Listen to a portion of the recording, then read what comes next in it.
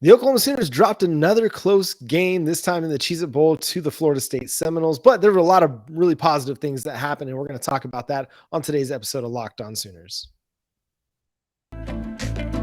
You are Locked On Sooners, your daily podcast on the Oklahoma Sooners, part of the Locked On Podcast Network, your team every day.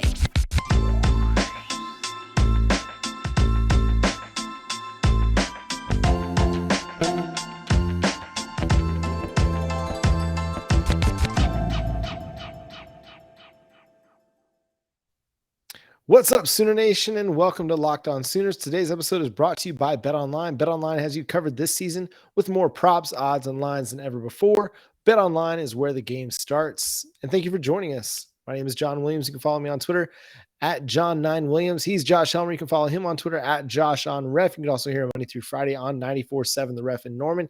And Josh, if people took our advice on our preview segment of the Cheez-It Bowl and bet over at BetOnline, they might have won some money. Just like a friend of the show, listener of the show, did. He hit me up on Twitter with it this evening after the game went final. It was our guy at Brattlebees. So if you took Oklahoma plus the points, you came out a winner tonight, even if the Oklahoma Sooners did not. Another 3-point loss. The Sooners dropped to 6-7, the first losing season since 1998, which feels forever ago, Josh. I was a sophomore in high school back in 1998, had just finished or had just been in Texas for about a year after moving from California. That was a long, long time ago, Josh. Yeah. Well, I was 8 years old. So if that makes you feel, older. Some of our viewers out there probably won't like that. And others, some of our audience maybe wasn't even born the last time that Oklahoma had a losing season. So that speaks to the remarkable consistency that Oklahoma has enjoyed. Obviously, it's frustrating to see Oklahoma finish 6-7. I kind of come out of the Cheez-It Bowl versus Florida State, and I don't know if it's just that the opponent in Florida State we think was a top 13 team going into the game, right? And you got a quarterback in Jordan Travis who looked the part to me just watching the Cheez-It Bowl play out. I mean, obviously, Oklahoma's secondary, we can dissect that, had, something to do with it or not to do with it, right? With Travis throwing for over 400 yards, but he's a really good quarterback. I thought both running and throwing the football, he demonstrated that. So just in part because of my respect for him coming in and just Florida State kind of on an uptick. Okay, was it the most challenging schedule in all of America? No, actually, Oklahoma's schedule, according to a lot of the strength of schedule metrics out there, was stronger than Florida State's. But I give credit where credit's due. Florida State finished with 6 straight wins for a reason, right? They beat what was on their schedule. And I think we saw in this game that, yeah, they do have a pretty good quarterback. So all of that is to say my expectations given what we thought of Oklahoma and kind of how the season had played out and sort of what we knew or thought about Florida State coming in, I didn't leave this game in a close loss feeling as down and out maybe as some of the other losses along the way for Oklahoma. And probably, John, a big part of what helped with that was you saw some serious positives offensively, right? Yeah, exactly. You come into this game down 4 of your starting 5 offensive linemen, and that just kind of puts you behind the 8 ball. Again, you're a 10-point underdog against a top 15 opponent in a bowl game where they've got everybody. One of their big talking points is that everybody opted in to play in the bowl game, including a guy that's projected to be a top 5 pick, top 10 pick in the 2023 NFL draft. And Jared Verse, you mentioned Jordan Travis being a really good running back. And man, their wide receiver crew is really, really good. Guys that make plays on the ball. They can win deep. They can win in the short to intermediate areas as well. They just took advantage of an Oklahoma defense that we've seen all year long that wasn't very good. But offensively, like you said, it was a really strong performance.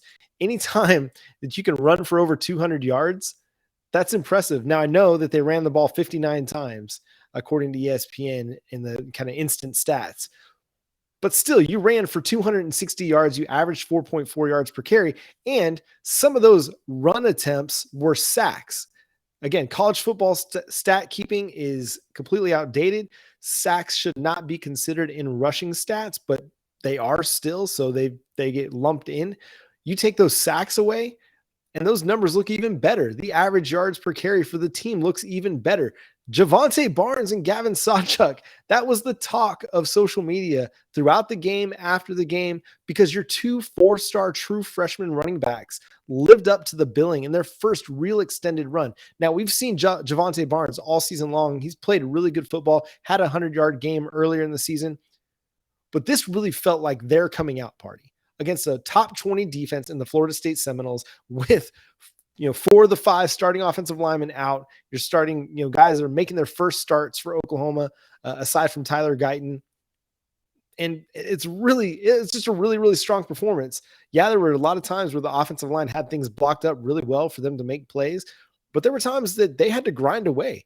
I mean, Jovantae Barnes had 27 carries for 108 yards. That's 4 yards per carry, basically. Or 4 yards per carry. Maybe 4.7. I can't remember. I can't do the math right now on the top of my head. Josh probably got it right in front of him. But Gavin Sawchuk, I mean, the dude ran with speed. He showed power that was a little bit surprising to me. And that's the sign of what's to come for this team offensively. And I think, given some of my hangups with Jeff Lebby, I thought he called a really, really good game. He didn't put so much pressure on the offensive line to have to pass block 35, 40 times in this game. He really allowed them to do what offensive linemen across the board, you talk to any offensive lineman, the thing they'd like to do more than anything is run block versus pass block, because they get to be the aggressor versus having to sit back and wait. So I think he called a really nice game. Did it end well? That final series in the last minute, it was not good, just from start to finish. It just was poor. But overall, I thought it was a really nice game called by Jeff Lebby, given the circumstances. And this team battled. I mean, they battled all game long. I mean, had a 14-3 lead early, a 17-11 lead at halftime. And when it looked like Florida State was really kind of starting to take the game over, the offense responded and kept, they took a 25-18 lead after Florida State took the lead. And then after Florida State tied it, they came back and tied, went up. I think they went up 32-25, or Florida State went up 32-25.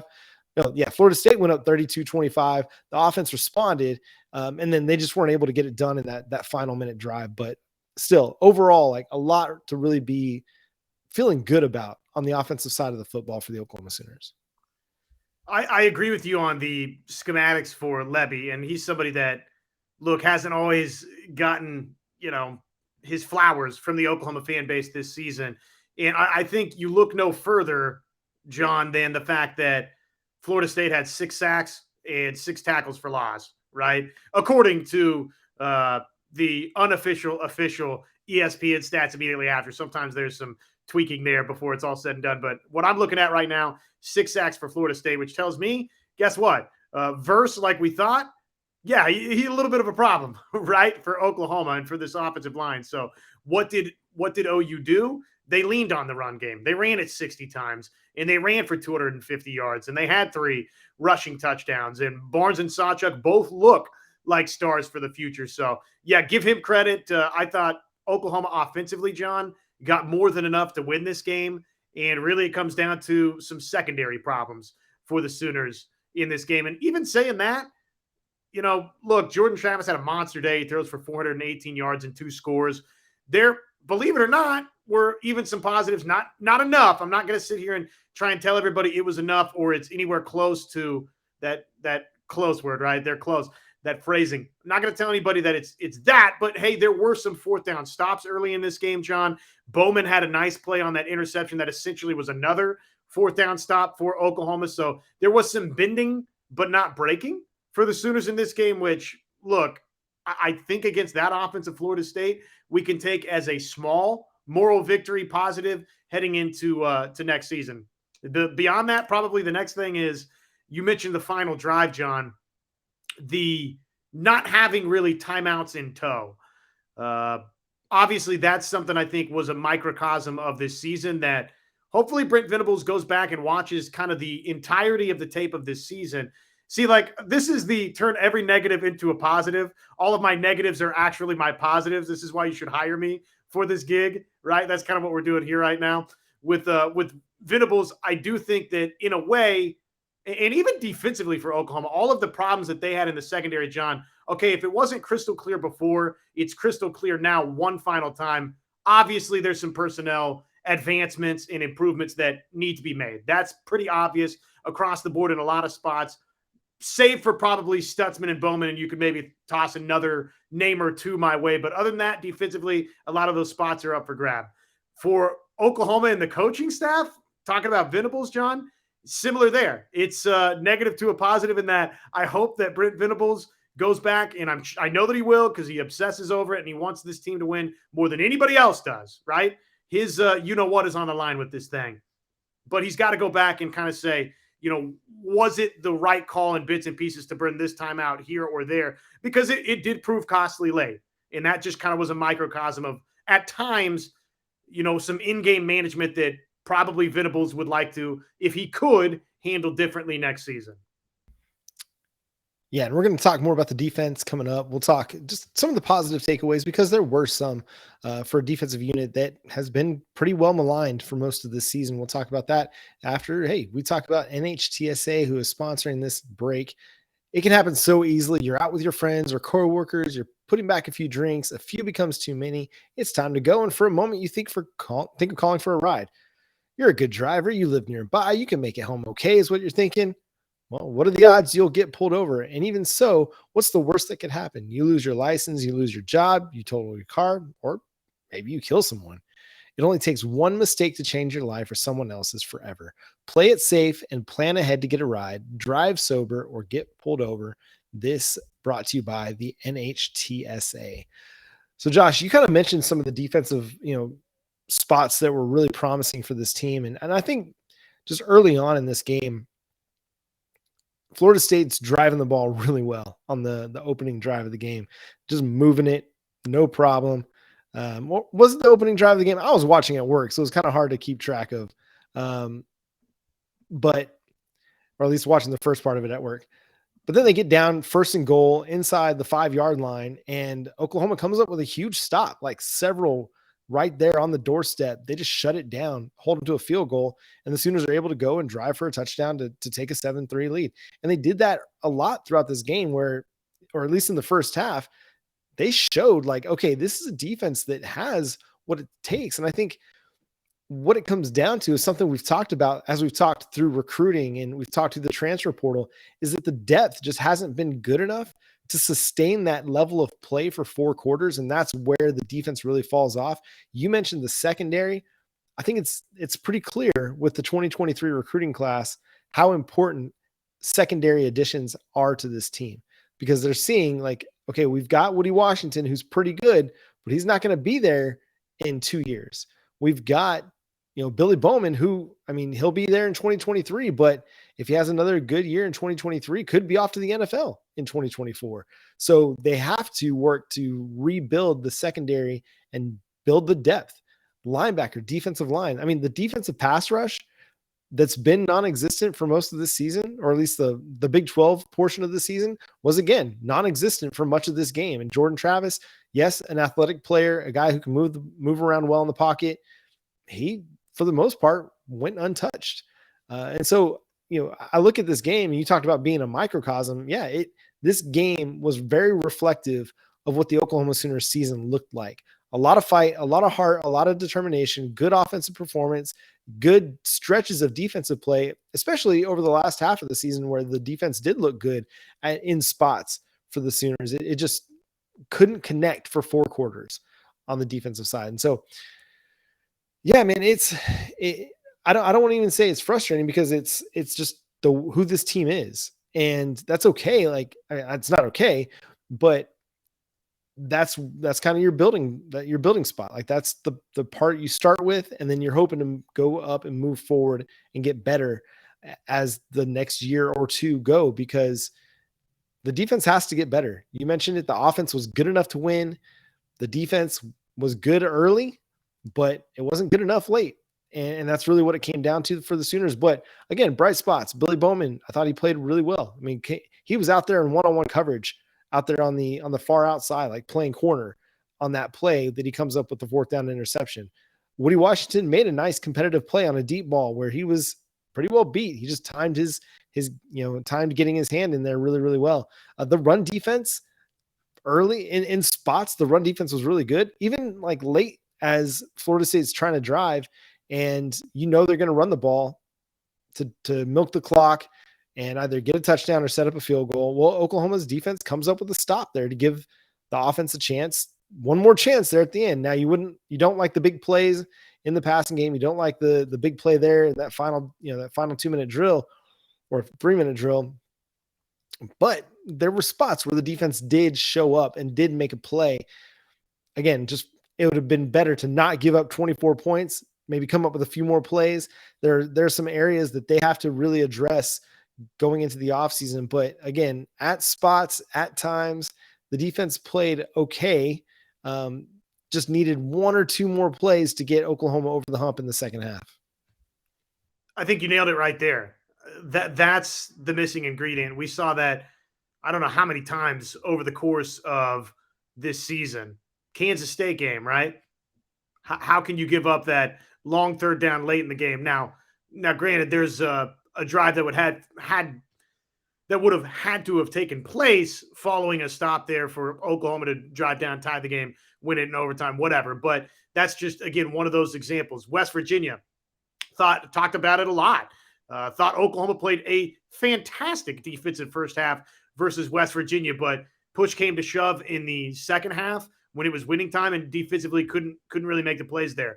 Versus Texas Tech, got off to a terrific start defensively down in Lubbock, winds up obviously not finishing that way to really in the first half, and then obviously in the second half for Oklahoma. And this was kind of that way here. Now, some of it for Florida State, you do just tip your cap because, look, man, Johnny Wilson's a heck of a wide receiver. Coming out of this thing, man, 8 grabs, 202, and the one play, even though Venables said afterwards that it shouldn't have been Broyles in coverage on Johnny Wilson on the play that, set up what ultimately was the game-winning field goal. That's its own separate side story about this defense. But that being said, man, Broyles positioned about as well as he can be positioned, and it's thrown just perfectly by Jordan Travis. And guess what? Johnny Wilson goes and makes an incredible one-handed grab and is 6'7". So, I mean, some of that, sometimes you just get beat.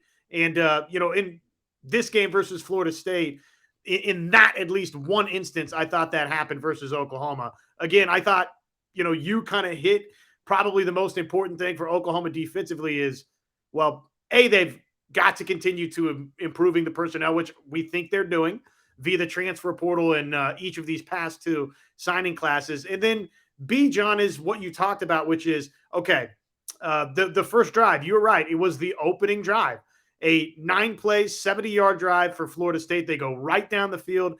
They had an early 3rd down and 4 on that drive, John. Converted it with a Jordan Travis run of 16 yards, and it was boom, boom, boom, right down the field. 1st and goal at the 5, but Oklahoma stiffened up, forced a field goal. And that was kind of the story of the first half, but it didn't carry over into the second half, right? So those stops on downs and, limiting Florida State to just the 1 touchdown drive, well, that wasn't the case after halftime. So finding whatever it is, whether it's second half adjustments that need to improve, John, if it's just simply the personnel itself that needs to improve, obviously there's some missing links defensively, and they got to get those corrected. But I don't know. I mean, I do think there's some pieces to feel positive about. Bowman, again, makes a play in this game. Stutzman, I think, is turning into a really, really good linebacker for Oklahoma. Again, that's just a couple of names defensively, and a defense is 11 guys. It's not 2. We get that, but I don't think it's all doom and gloom defensively either, even though for a program that has had its fair share over the last decade of what the heck's going on defensively, why can they not get this figured out? And this season might have topped all of them, right? Was right there in the mix, if not worse than all of them. I do think there's some positive ingredients there and reasons for optimism. Now it's about, they just got to simply put it together next year. Yeah, and this offseason is going to be a really crucial one because it probably is your last offseason before you head to the SEC. This can probably be your last Big 12 season in 2023. So you've got a lot of work to do to correct your defensive issues. You got a lot of work to do to, Brent Venables, you talked about correcting some of the time management issues that he's dealing with. But I think you like what you're seeing from a mentality standpoint, from a fight standpoint, from a heart standpoint. And so I think the coaches did a really good job at getting the team, for the most part, prepared to play. I think just what it comes down to is just not good enough. Defensively, just not good enough, really. And I think once you kind of recognize that and you kind of come to grips with that, then okay, like these recruiting classes are going to be huge. The transfer portal additions are going to be huge because you got to improve the defensive talent. And we'll spend some time. We'll talk about just kind of what the season was as a whole for the Oklahoma Sooners next week. But I mean, there are things to take. There are positive things. Like there are positive things to talk about. And I think being able to go into this game, despite all the sacks given up, that your offensive line being what it was and still scoring 32 points, to me is the biggest takeaway from this. Yeah, it wasn't pretty in pass protection for the most part, but there were situations where Dylan Gabriel had the time to throw. Man, what a performance from Marvin Mims. Didn't get targeted a bunch, but made 2 huge catches down the sideline that were pretty much Marvin Mims. He could have had another one, except Dylan Gabriel just kind of like he shorted it. He underthrew the ball, and Mims had to make another contested catch where if Gabriel puts it out there a little bit further, it's probably a runaway touchdown early in the game. Braden Willis, like if that, that's the last time we got to see Braden Willis, another heck of a performance. Like a couple catches, that were good catches, but then even more spectacular after the catch from Braden Willis. Just great performance. Jeffrey Johnson, I mentioned early, the dude played a monster game. Like he was in the backfield. He was, creating havoc, picking up tackles for loss, running down plays from the backside. It was he just stood out. He flashed a lot for me in this game. He's done. He's gone. We got 1 year out of Jeffrey Johnson, and it was a good year. I'm trying to think of anybody else that the veteran guys that really stood out. You mentioned Stutzman. I thought Downs as a run defender was pretty good at times in this game. Again, pass rush, I think across the board just has to improve, but I thought as a run defender, he was good. One thing that I think they need to figure out is how to get home when they send a blitz, because it's becoming really, really obvious that they can't send a blitz and then get people to the quarterback. Or at least in this game, it was pretty clear. Whether it was a Mike blitz, a safety blitz, a slot corner blitz, it didn't seem to matter. Anytime they sent an extra rusher, they couldn't get anybody home. But I guess it's just what happens when you have a bad defense. Just nothing goes well. I mean, they seem to. And one thing I do want to talk about is, sorry, this is changing gears really quickly, but I just thought about it because I had Billy Bowman's turnover in my mind, and then I wanted to talk about Gavin Sawchuk's turnover. Fumbles happen. Those things happen. It's not reflective of the type of player he can be. I think he's going to learn from it, obviously, but you like the fact that they gave him a heavy workload in this game. The dude barely played this year. He got 15 carries, got several more, targets in the passing game. What did he end up with? Just the one catch for 8 yards at the end of the game. But still, heavy workload for a guy that really hadn't played much in 2022. And so I think that gives you some really positive feelings. Josh, anything else you want to talk about before we kind of get out of here for this recap show? Yeah, well, just on those, I would agree with you. Look, I think Gavin Sawchuk's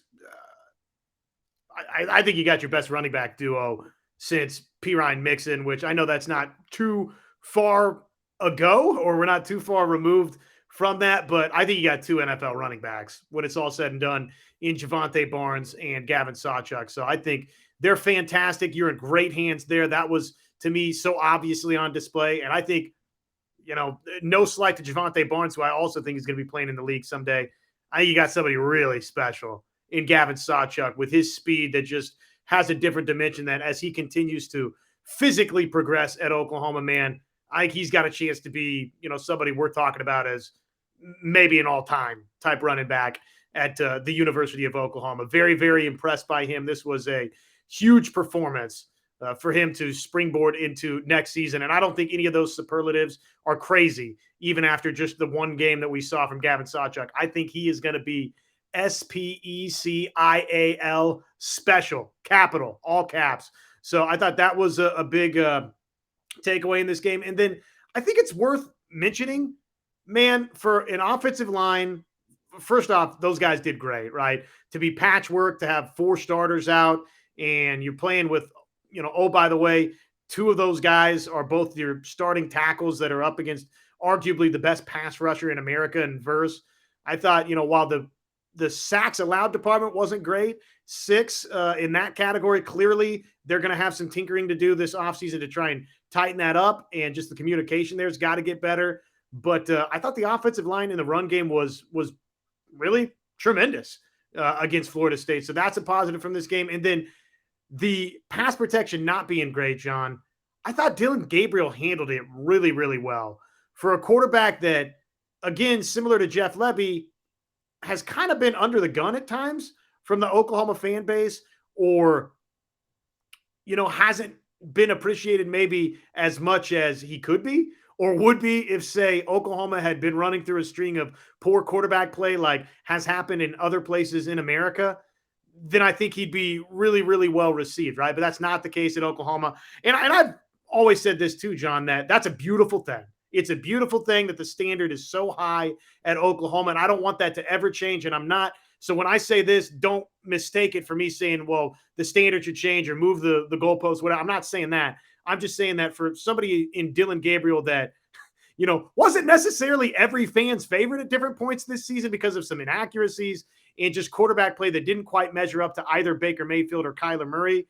Dude, like the one throw where he's backpedaling and totally under the gun and he throws it right on the money to Willis, I thought was a tremendous singular play by Dillon Gabriel. So I do think it's worth pointing out that in this particular game versus Florida State, where Oklahoma didn't really want to throw it all that much because they did have that offensive line that was missing all those starters. And, oh, by the way, Gabriel got sacked 6 times in the game. Man, dude, he handled it really well, and I thought was very, very productive in the game. So that, to me, we're waiting on that decision, but I think you're going to get that decision in the favor of Dillon Gabriel coming back, and OU's in good hands because of that.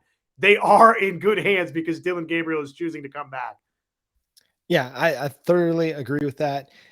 And one more point, just kind of on the offensive line sacks and things like that. I think several of those sacks were scheme sacks, and that they were running that naked bootleg where they were trying to get, a free Braden Willis, and the pressure just got there too fast, or the Florida State defense did a really good job at mucking up the route so that Braden Willis couldn't run free, and Dillon Gabriel got sacked. That's just kind of how it came down. Like Florida State was very much prepared for the naked bootleg tied in to the flat play that Oklahoma loves to run. They didn't really get it off cleanly in this game. And I just think that's just really good coaching by Florida State. And so not all those sacks necessarily, I think, are on the offensive line, are straight like drop back sacks. Now, that last one that ended the game, 100% on the offensive line, drop back. They just couldn't hold up. But again, we'll finish on a high note. Yes, 6-7, but I think there's enough evidence to think, okay, it's going to get better. It may not go from 6-7 to Big 12 champion in 2023, but I think they very much have the chance to go from 6-7 to 8-5, 9-4, something like that in 2023. I don't think that that's outside the realm of possibility. Turning it back, getting a new winning season streak started in Brent Venables' second year. And again, we'll have a long off season to talk about it. We'll spend the next, few weeks talking, breaking down the 2022 season. We'll have a big interview with Michael Hawkins coming up. Once we get that date confirmed, we'll let you know when that's going to be. We're also going to begin talking softball, because softball season's right around the corner. We know our fans here on Locked On Sooners, or our listeners, our viewers here on Locked On Sooners, like the softball content as well. So we'll be bringing that to you all spring long, getting ready for spring game, the summer, the fall workouts, all of it. So make sure you're subscribed to the show wherever you get your podcasts, and on YouTube. Hit the subscribe button, hit the notification bell to let you know when new episodes drop. And until next time, he's Josh Helmer. I'm John Williams. We'll catch you then. Boomer Sooner.